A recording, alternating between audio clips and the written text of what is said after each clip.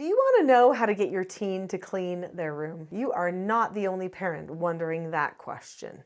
Teens historically struggle with that issue, don't they? I'm Nicholeen Peck, and I teach all over the world about parenting, good communication, how to build strong family bonds, child development, all through the lens of the principle self-government. And in this video, we're talking about getting the teens to clean that mess up.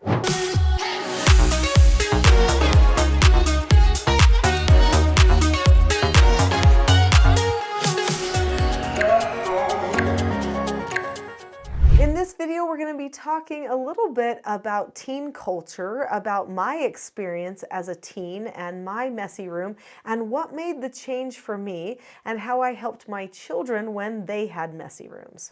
I've raised lots of children now. I've raised 4 children of my own. They're all adults. I'm now a grandma.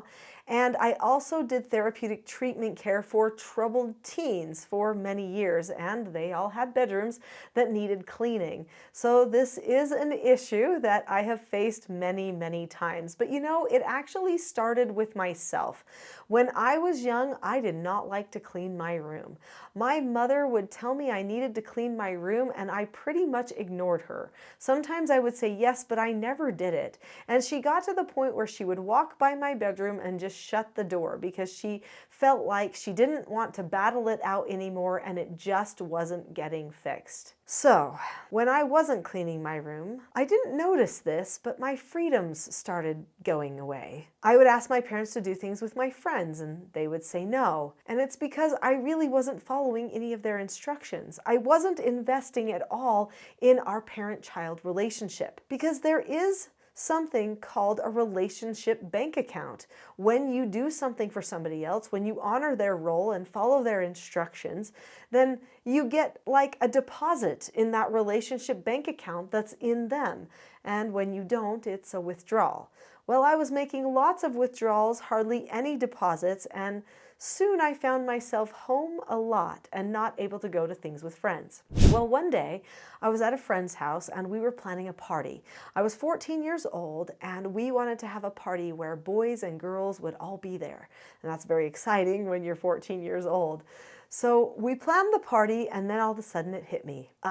I'm not going to be able to go to this party. So I looked at my friend and I looked at her mother who'd been helping us plan the party, and I said, you guys have a good time at the party, but I know I'm not going to be able to go, because my parents weren't letting me do anything.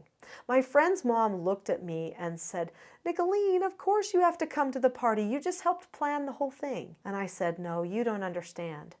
My parents are never going to let me come to the party. They never let me do anything. All we ever do is fight. Then my friend's mother looked at me and asked me a question, gave me a challenge that changed my life forever. If it wouldn't have been for that moment, I wouldn't be having a teaching self-government channel or teaching all the things that I do today. Everything would have changed. She looked at me and she said, Nicholeen, have you ever thought of just saying okay? And I said, what? That would never work. That's what they want me to say. Because, you know, when you're oppositional, defiant, and strong-willed, you think you have to get your way by force, not by doing what somebody else wants you to do. And she said, no, Nicholeen, I'll tell you what. We will postpone the party for 2 weeks. You go home, and every single time your parents tell you to do something or not to do something, say okay and be okay. Be okay. I had to choose to just be fine with it. I didn't think this would work. I was pretty sure my parents just didn't like me. So I said, okay, but it's not gonna work. So I went home, resolved to prove my neighbor wrong. That night, it was my dish night. And when I was told to do the dishes, it hit me. This was them telling me to do something. So I stayed calm. I looked at them and I said, okay. And I started doing the dishes. They were shocked. I can't deny it. It was not the reaction I had planned on. And I thought, well, that's cool, but that doesn't mean anything. Days went by. Every time they told me to do something or not to do something, I did it. Even cleaning my room. My room was a disaster. Clothes everywhere. A teeny tiny path from the doorway to the bed. My mother said, you know, Nicholeen, you really need to clean your room. And I said, okay. And I started cleaning it. And I remember at that moment of cleaning my room that something hit me. There was a voice that came to my head that actually said, I am so powerful. And I went, yeah, I am so powerful. I just chose to say okay and be okay. I just chose to be happy. I am never going to pick to do anything else again, and I am going to get whatever I want. Now, my heart wasn't really in the right place yet, but I had learned something with cause and effect. I had learned I picked it. I chose. That was a lesson I needed.